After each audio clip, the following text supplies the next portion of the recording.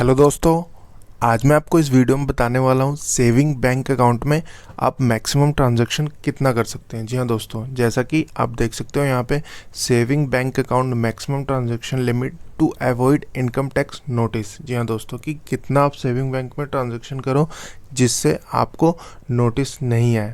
जी हाँ दोस्तों, तो बहुत सारी चीज़ें इस वीडियो में जानने को, ये देख सकते हो यहाँ पे 5-6 पॉइंट्स हैं। हम डिटेल में इसको समझेंगे कि कैसे हम ट्रांजैक्शन करें कि अपने सेविंग बैंक अकाउंट में कितनी लिमिट तक ट्रांजैक्शन हम कर सकते हैं।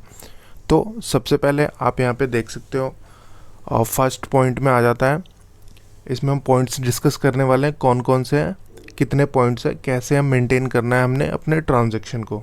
जी हाँ दोस्तों, कितनी लिमिट तक ट्रांजैक्शन हम कर सकते हैं और डे 1 का क्या है, तो पूरी चीज़ें इस वीडियो में हम देखेंगे। तो सबसे पहले पॉइंट आप देख सकते हो यहाँ पे, cash limit in a single transaction. जी हाँ दोस्तों, सिंगल ट्रांजैक्शन में हम कितनी लिमिट में ट्रांजैक्शन कर सकते हैं। एंड सेकंड पॉइंट आता है एनुअल डिपॉजिट, पूरे साल में हम कितना डिपॉजिट कर सकते हैं। एंड थर्ड पॉइंट आता है आपका हाई वैल्यू ट्रांजैक्शन। जी हाँ दोस्तों, आप कितने मैक्सिमम ट्रांजैक्शन करोगे जो फ्लैग्ड हो जाएगा, हाई वैल्यू ट्रांजैक्शन में आ जाता है। फोर्थ में देख सकते हो यहाँ पे pan requirement for large deposit, pan की कब रिक्वायरमेंट होती है।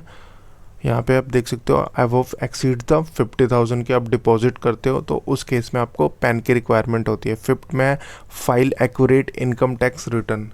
एंड सिक्स्थ पॉइंट आता है आपका यहाँ पे अवॉइडिंग इनकम टैक्स स्क्रूटनी। तो ये सारी 6 पॉइंट है जो हम समझेंगे सेविंग बैंक अकाउंट में ट्रांजैक्शन के रिलेटेड। जी हाँ दोस्तों, तो सबसे पहले अगर आप हमारे चैनल पे नए हो तो चैनल को सब्सक्राइब कर लो एंड इस वीडियो को लाइक कर दो। तो पॉइंट वाइज हम समझते हैं इसको। सबसे पहला पॉइंट आप यहाँ पे देख सकते हो, saving account holder attention, transaction beyond this limit में अट्रैक्ट इनकम टैक्स नोटिस। जी हाँ दोस्तों, अगर आप ट्रांजैक्शन इससे बियॉन्ड करते हो तो आपको नोटिस आ सकता है।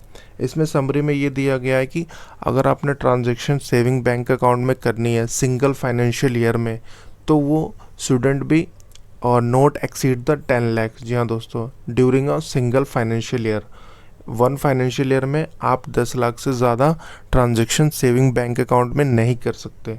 जी हाँ दोस्तों, इसमें ये समरी में प्रोवाइड किया गया है। और पॉइंट वाइज हम समझते हैं कि पॉइंट में क्या क्या हमने, जो फर्स्ट पॉइंट है हमारा cash limit in a single day transaction, उसमें क्या डिटेल एनालिसिस है।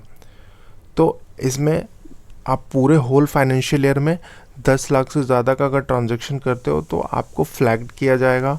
आपसे डॉक्यूमेंट्स की रिक्वायरमेंट मांगेगा कि कैश किस बिहाफ पे आपका सोर्स इनकम क्या था। आप यहाँ पे फर्स्ट पॉइंट देख सकते हो, cash limit in a single transaction. Single transaction में आप कितना कैश लिमिट का ट्रांजैक्शन कर सकते हो।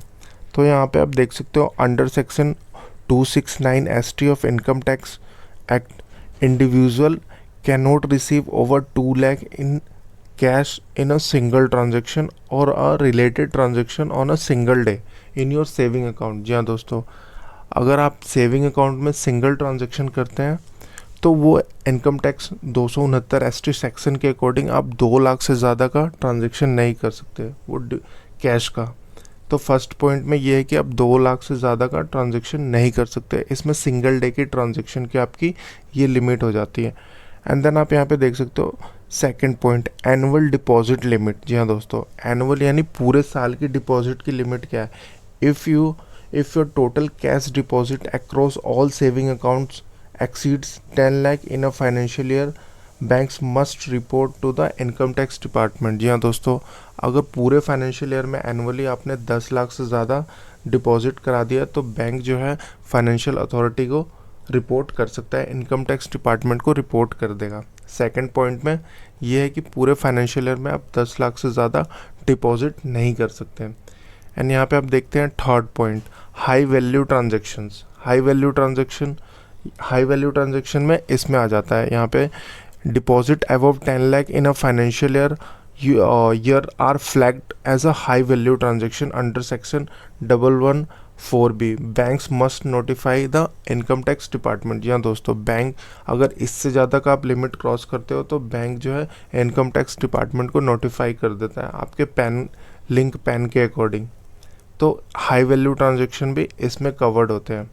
एंड देन आप नेक्स्ट पॉइंट देखते हैं कि कौन सा इसमें आपका स्क्रूटनी के रिलेटेड है, इनकम टैक्स फाइल रिटर्न के रिलेटेड है, कैसे स्क्रूटनी से बचें। यहाँ पे देख सकते हो pan requirement in large deposit, pan की कब रिक्वायरमेंट होती है लार्ज डिपॉजिट में। यहाँ पे cash deposit exceeding 50,000 in a single day require a pan card, if unavailable you must provide form 60/61 और सब्सिट्यूट। अगर आपके पास पैन नहीं है तो आपको ये फॉर्म 60 और 61 का डिक्लेरेशन भरना होता है कि मेरे पास पैन की अवेलेबिलिटी नहीं है। लेकिन आप सिंगल डे में जो ट्रांजैक्शन कर सकते हो वो 50,000 से ज़्यादा नहीं कर सकते। ये पॉइंट हो गया आपका पैन की रिक्वायरमेंट कब होती है। आपके ट्रांजैक्शन की लिमिट उससे ज़्यादा हो जाए तो आपको पैन की रिक्वायरमेंट होती है। एंड नेक्स्ट पॉइंट आप देख सकते हो इसमें, एक तो ये responding to income tax notice, इसका रिस्पॉन्ड करने का प्रोसीजरल है कि आपने रिस्पॉन्ड कैसे करना है। ये रिस्पॉन्ड का है, respond to income tax department notice. इसमें आपको मेंटेन करने पड़ेंगे डॉक्यूमेंट्स। यहाँ पे आप देख सकते हो, if you receive income tax notice for high value transaction provide adequate evidence.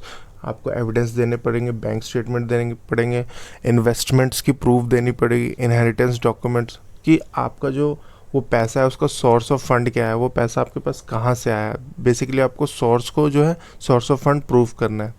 Then यहाँ पे आप देख सकते हो 6 point avoiding income tax scrutiny. आप इनकम टैक्स स्क्रूटनी को कैसे अवॉइड कर सकते हो, उसके लिए आपको क्या क्या डॉक्यूमेंट्स चाहिए, क्या क्या आपने वो शो करने हैं डॉक्यूमेंट्स एंड ITR वगैरह जो डॉक्यूमेंट्स है। यहाँ पे maintain details record including receipt of proof for large cash deposit from legitimate source like business sale gift. जी हाँ दोस्तों, आपको प्रूफ रखने हैं इनकम के कि वो पैसा जो आपने डिपॉजिट किया है बैंक में 10 लाख से ऊपर है, उसका सोर्स ऑफ फंड क्या है, क्या कहीं से गिफ्ट आया है, क्या बिजनेस का सेल्स है, तो वो आपको यहाँ पे प्रूफ करना है। नेक्स्ट आप देख सकते हो file accurate income tax return.